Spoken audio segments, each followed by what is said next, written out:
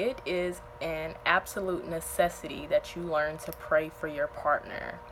You know, the way to try to fix someone is not by wagging your finger in their face and constantly pointing out their shortcomings or their flaws or their wrongdoings.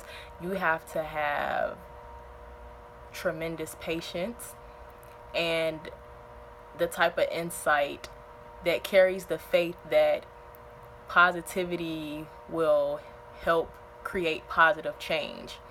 You know, especially as women, sometimes the last thing that we ever want to do is feel like we're being stupid or feel like we're being underappreciated or feel like we're being undervalued. And so our way to protect ourselves is to resort to anger or resort to asserting our power to letting you know as men what you're going to do and what you're not going to do.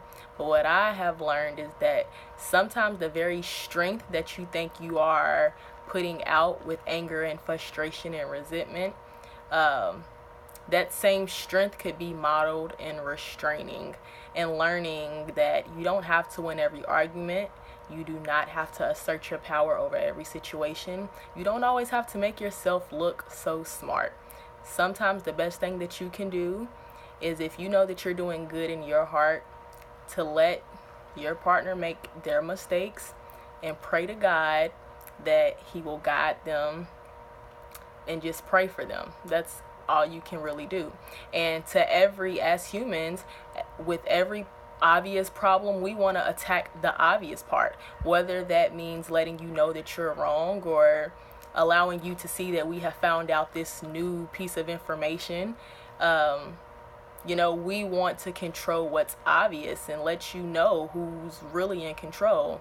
But what we have to learn is that to every obvious problem, there is a spiritual undercurrent. And while you can attack the obvious problem, which will hold temporarily, it's a temporary fix, the spiritual undercurrent also needs to be attended to.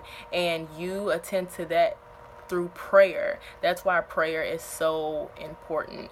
The human capabilities, it's limited, but with prayer the possibilities are endless. So something that I wish I knew before dating is that just as much as you have a list about this person has to look like this person has to treat me like that, you must also have it on your list to be willing to pray for that person if you really want it to work. Prayer goes a long way. Prayer is powerful, and that's something that I wish I knew. I'm glad that I have learned that. But prayer is so important.